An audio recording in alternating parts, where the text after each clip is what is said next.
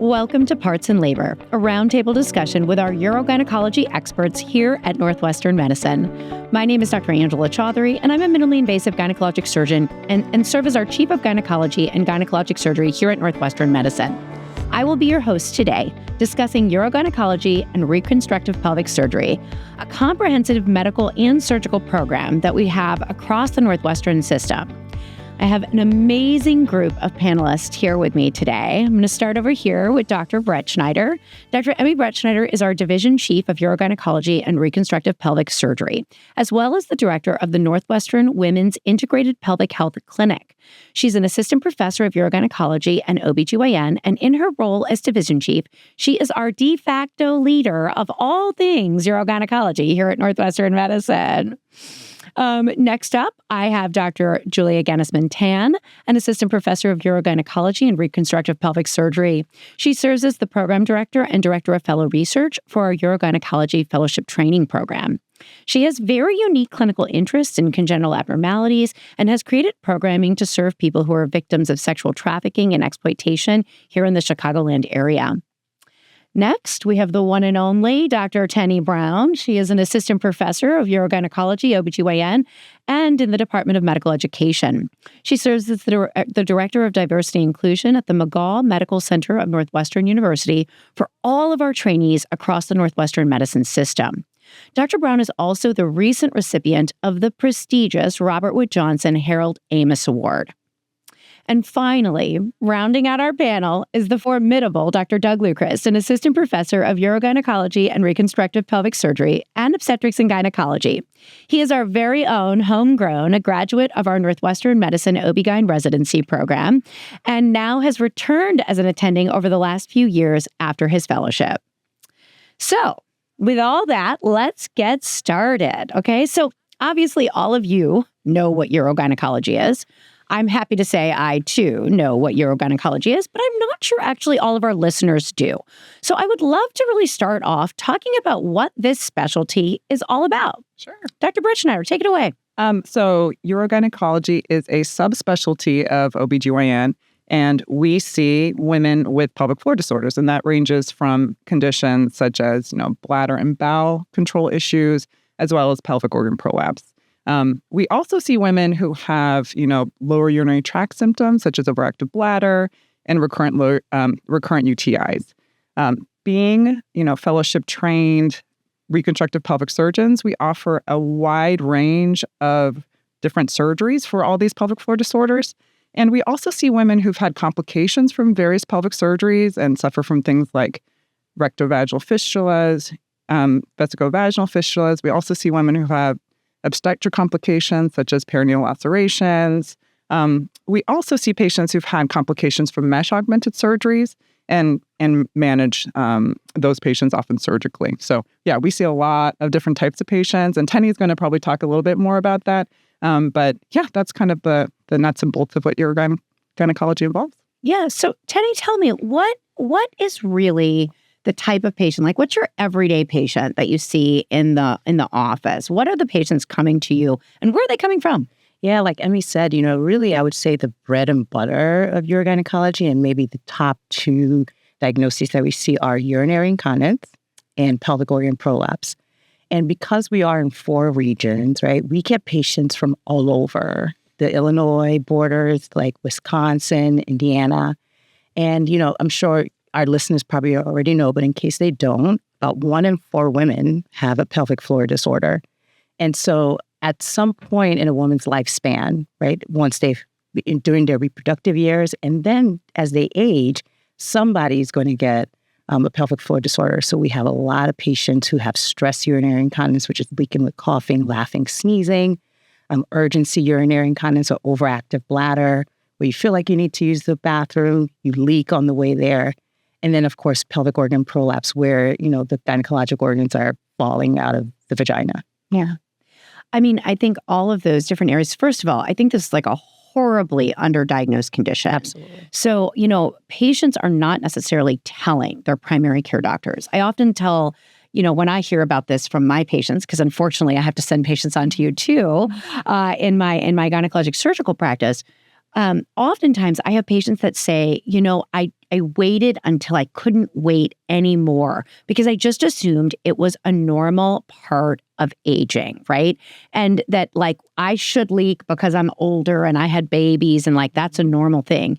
And I see women who are my age who say that. And I think, oh my gosh, you have 30 more years to live. You can plus 40 years, 50 years, right? And you really, like, this is not something that you should have to live with.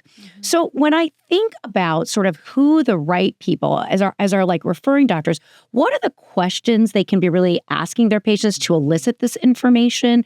And when is the right time to refer? Dr. Geynisman-Tan, can you take this one? Yeah, sure. Well, so I think in terms of what all of us can be asking our patients, the most common thing that we ask our primary care doctors and our gynecologists to ask is, do you have bothersome symptoms of urine control or of urine leaking out? And it doesn't really matter what the conditions are. We can suss that out when they come to us, but just, does it happen to you? Does it bother you? I think in terms of prolapse, the most common question we ask patients is there a bulge in the vagina or something that feels heavy or like pressure that's coming out of the vaginal opening? All of those would be good patients to send over.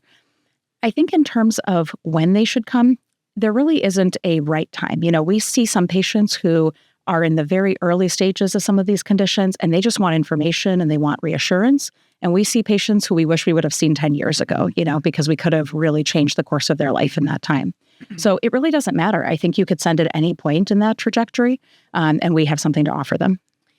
You know what I really love about this? Usually when you think about referring to a specialist here at Northwestern, there's a lot of hoops to jump through. Obviously, getting a call into the phone room or getting a request online for an appointment is often a thing that can be a barrier for people. But often for our primary care providers out in the Chicagoland area, another big barrier is like, what tests do I order that this doctor isn't going to be mad that I sent them? And I think the really beautiful thing that you highlighted was like, send them. We will figure all that out. Those are tests that we do in our office. Yeah. They don't need to go in for a bunch of imaging before they come in. Like you guys are able to really take care of that as a really, truly like a one-stop shop.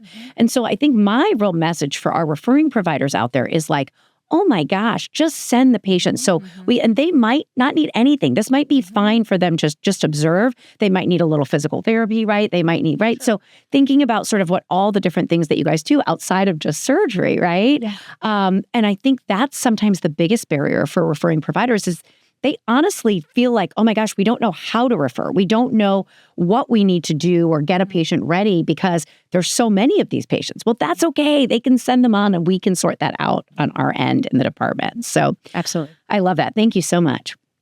I'd love to hear too, sometimes you both mentioned sometimes, where patients have waited longer, patients get more complicated, or we do a lot of second opinions or complications from things. And Doug, you being our newest provider in the group, I'd love to hear some of the patients in some of those situations that you are starting to see more regularly and how we really go about approaching those here at Northwestern.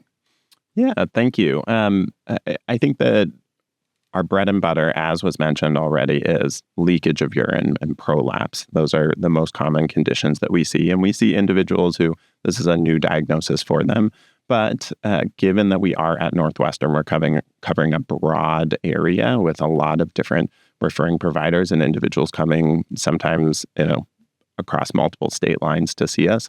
Those rarer conditions are things that we actually end up seeing relatively commonly. So Emmy mentioned we'll see individuals with fistulas, which are inappropriate connections between different organs that should not be connected. So between the bladder and the vagina, between the bowel and the vagina, those, if you look at the numbers, are relatively rare things, but things that we treat regularly. And additionally, mesh complications. So individuals who maybe they don't have a new prolapse diagnosis, but have undergone potentially multiple different surgeries and are now experiencing, unfortunately, some of those rarer complications are things that we see pretty regularly at Northwestern.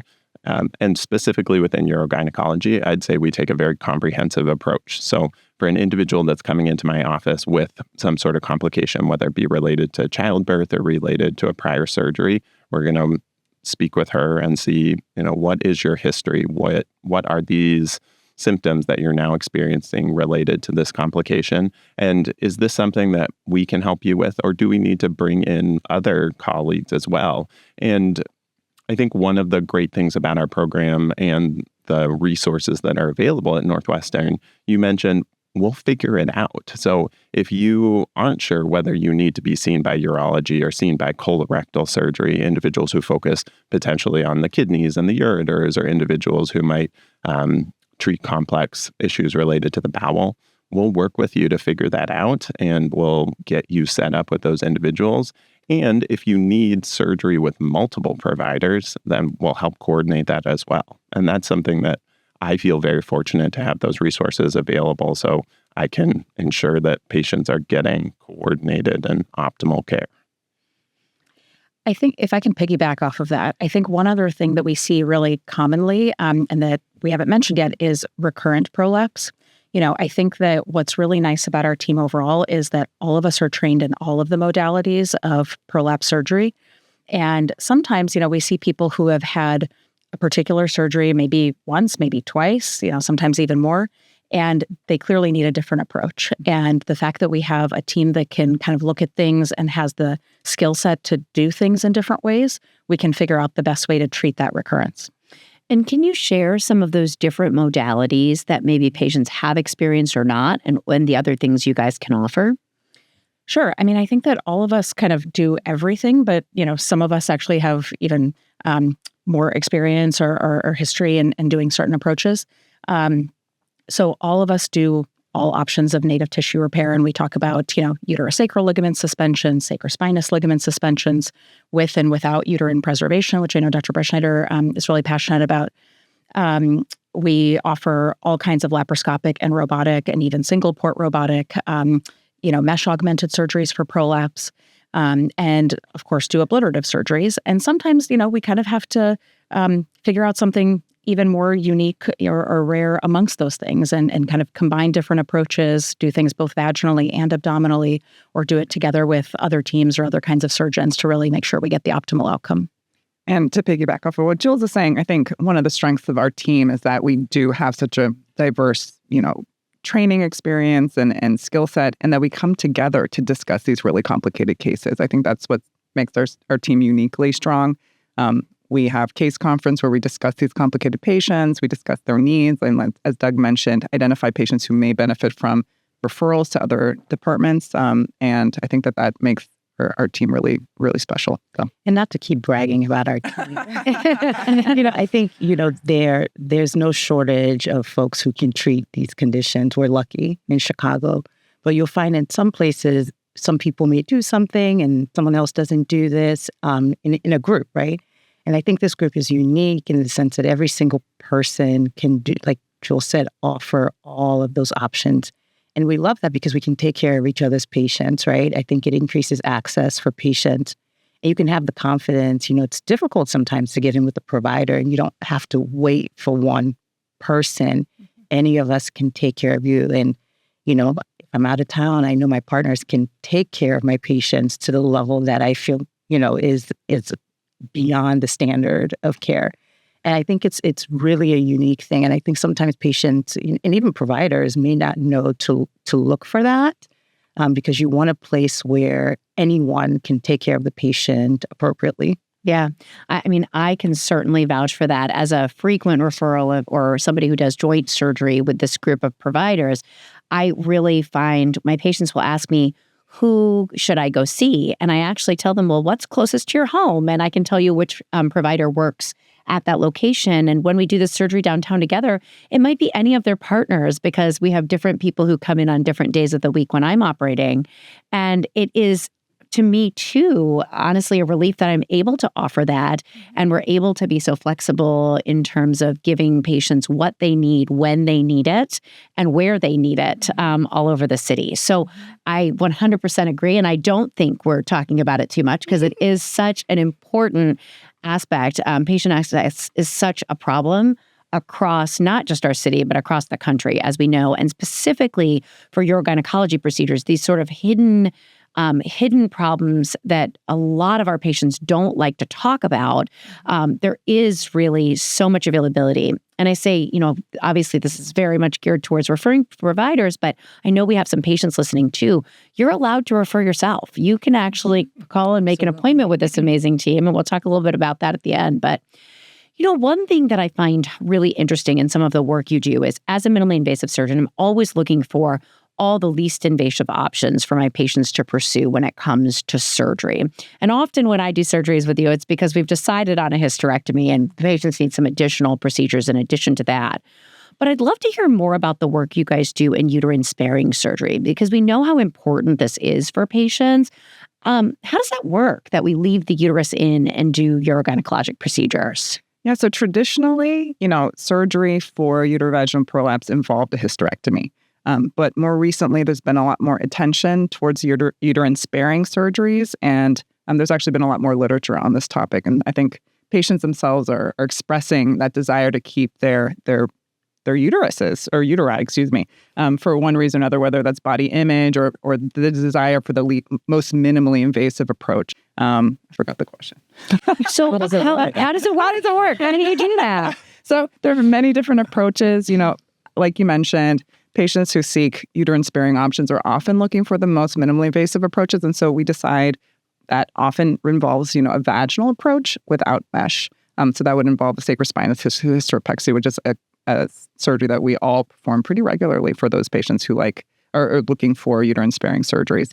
There are other options too, though, that aren't just vaginal native tissue repairs. Like Jules has mentioned, we do abdominal repairs, minimally invasive as well, robotic or laparoscopic assisted uterine-sparing procedures that may involve mesh, may not, but the mesh augmented uterine-sparing surgery that we do most frequently would be a sacrohysteropexy. And so that's reserved for patients who may have more severe prolapse or may have actually undergone one of those native tissue uterine-sparing procedures in the past and have failed for one reason or another. So there are many different options that we can consider. And I think it's a really exciting option to offer our patients, especially since, we really pride ourselves in a patient-centered approach. And I think offering uterine-sparing approaches really can meet the patient where they are and kind of, I'll stop there. And I'm going to break down that big Latin word, sacro being sacrum, right? Hystero meaning uterus, pexy meaning tagged up. And that's really literally pulling that uterus up such that it is no longer hanging down and causing prolapse, and therefore attaching it either with native tissue or mesh to the sacrum. I mean, just the coolest procedures really that you guys do to really get the patients what they need, what everybody personally needs, as well as really getting these symptoms that are so honestly terrible for these patients.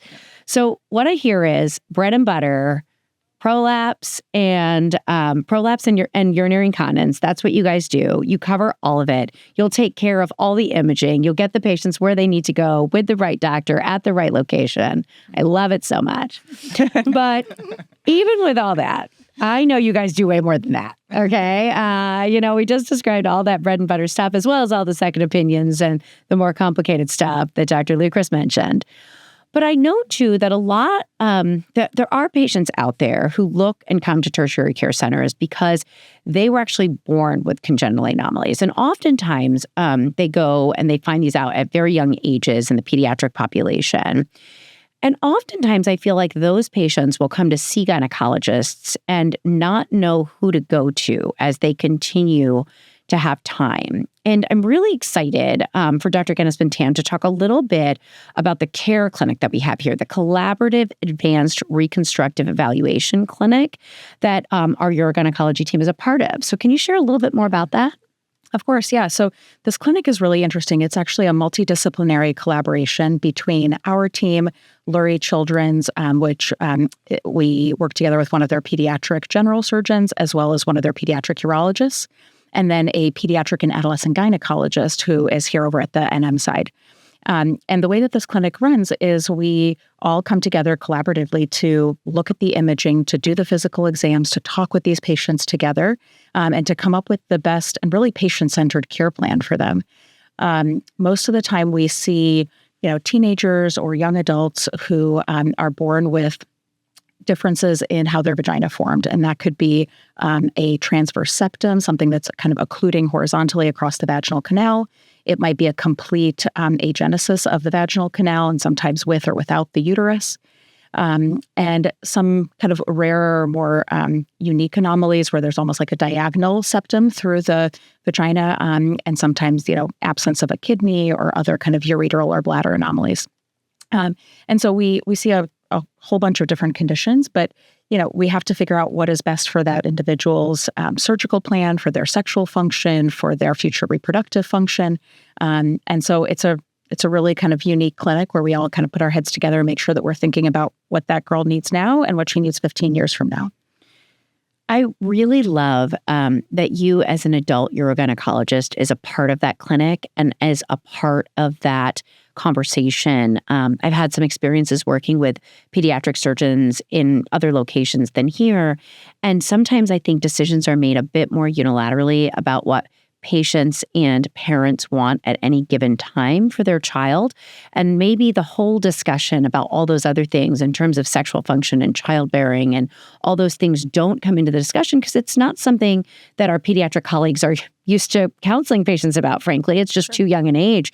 So I love the fact that you're a part of it and then able to really bring both the clinical knowledge as well later on as they get older, some of that surgical knowledge into the picture. It's just so important. And, this partnership with Children's, we are together and separate on many things, but this is one of those areas that it's so wonderful that we can be together and really be able to take care of patients across their lifespan who have these very, very difficult conditions that definitely impact their personal as well as their reproductive lifespan. So amazing. You guys do such amazing work taking care of patients. I'm always so impressed, and thank you for all the care you've taken of just my patients. But I'd love to hear a little bit on the academic side too, what you guys are doing from a research perspective. So what are the big areas of research you guys are all focused on? I'll open it up. Yeah, I think another fabulous thing about our team, so everyone is actually actively engaged in research. We feel like it's a part of our mission. Because it really does help patients, right? Figuring out what the best treatments are, opportunities to impact policy in women's health, which is really, really important. We have to set that conversation. And so we do a broad range of research. We do surgical outcomes research, so we are primarily surgeons. And while we have a lot of data on our surgeries, there's still so much opportunity to say what surgery is best for which patient. So we have some clinical trials, and that's where we're actively, involving our patients who are undergoing surgery that various members of the team are leading. Some other work that we do is some sort of microbiome research, like Dr.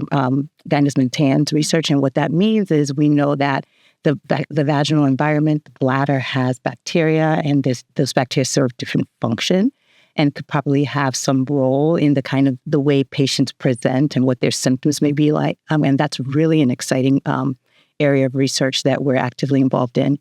And, my particular interest is in community-based participatory research and implementation science. So, we know that sometimes there's a lag between what we find in research and how we put it into practice.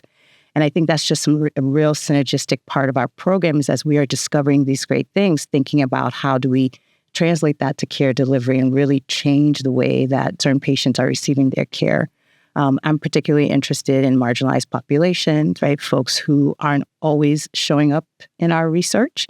And it's really easy to forget about those groups. And so that's one thing that each of us has in a lens that we bring to all of our research is to make sure that, Chicago's really diverse and there are lots of different folks in Chicago, and making sure that those individuals participate in research, not just to participate in research, but to really benefit from it and really make sure that our science is stronger. What would you say if there's any patients listening who say, hey, I have some problems and maybe I want to be a part of research, but I'm just not sure I trust the research. What would you tell those patients? I would say, I get it. The medical field hasn't been very trustworthy, right? We have to earn our patients' trust. But I would say research is so exciting. Like, actually, people don't realize that they do research all the time, right? You think about a problem and you think about the different ways you can solve it and you test it. That's really all it is. Sometimes just calling it research makes it seem like some big weird thing and like we're not experimenting on people.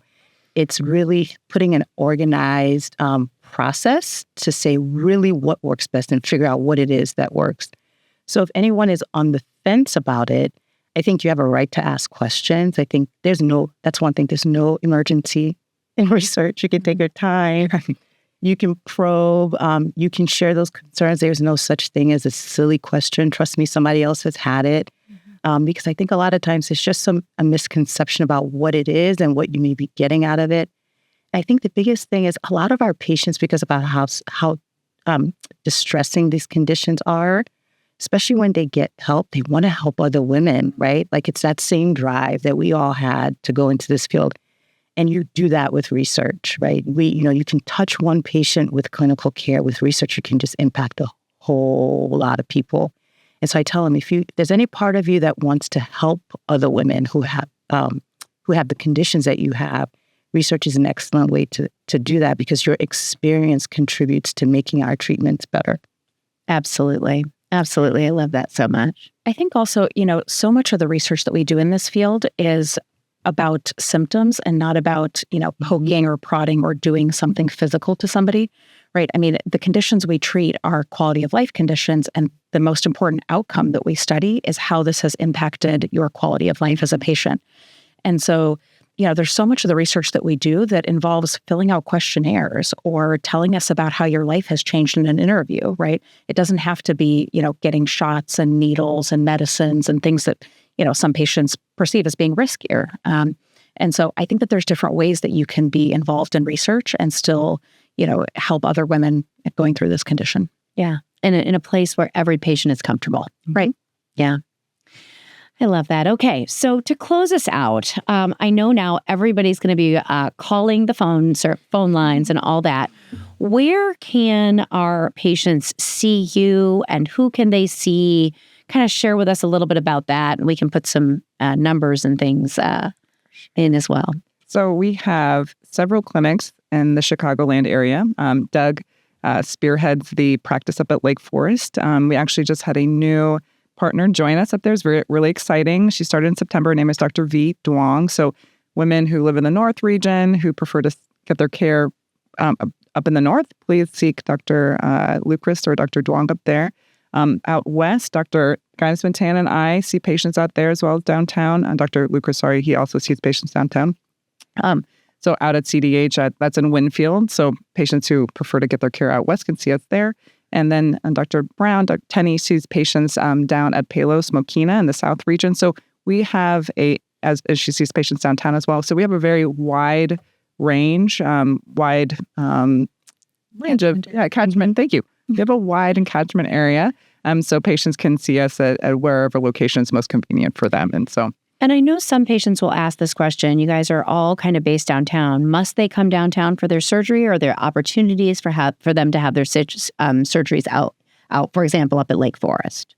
Yeah, that's a common question we definitely get. And I think the important thing is we've talked about how we offer the full spectrum of urogynecologic care. And importantly, we can provide that at all of those locations. We have full access to all of the different robotic technologies if your surgery would necessitate that, or for really any of these complex or more straightforward conditions, we can provide care within those hospitals, whether it be Lake Forest, Central DuPage, or Palos down in the South region. So you are not required to come downtown unless you want to.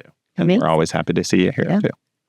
And unless there's a need for multiple providers, but we don't. Or tertiary care center. But most of the time, patients can have their procedures out and about. And And patients, because our programs are standardized across all of our sites, we all have patients who will actually flip-flop sometimes, just depending on what's more convenient. So let's say a patient wants Botox and there's just a more convenient Wednesday at a different location. Again, this is why it's so important that, the confidence that anybody can take care of our patients. Sometimes patients will go to a different region, or maybe they have a particular relationship with one of our advanced practice providers at a different location, and they'll see them for some more sort of follow-up, lower-level care. at a different location, maybe because they have a family member that they go see once a week, and it's convenient to get their care at Lake Forest when they're up north. So that is also an option that's available to the patient. I love that. I think my real message about this is as Northwestern's expanded, obviously there's more and more providers that have come into our system. What I really wanted to point out was our urogynecology division, these are our academic doctors. They are working downtown with our trainees. They are working out in the suburbs. They are all part of our academic mission and really the high level providers that you expect to get when you come to Northwestern Medicine. And so we're really, really amazed by how much you guys sort of move throughout the Chicagoland area to really get the services that patients need where they live, which I think is so, so important. So thank you guys for all that and the driving on the highways to get to all those places, of course. That's audible. As we close out here, any final comments for all you guys, either for our referring providers or for our patients listening today?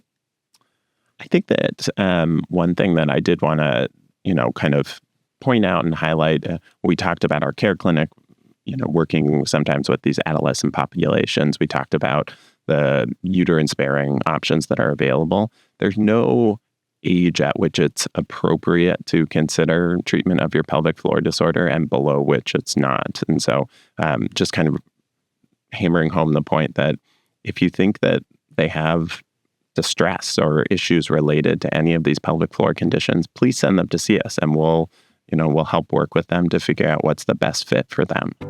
Amazing. All right. Well, thank you guys so much. It's been such a pleasure. Thank you for joining Parts in Labor today. And I look forward to sending many patients to all of you. Thank you so much, Angela. It's been a great time. Thanks so much. Thank you.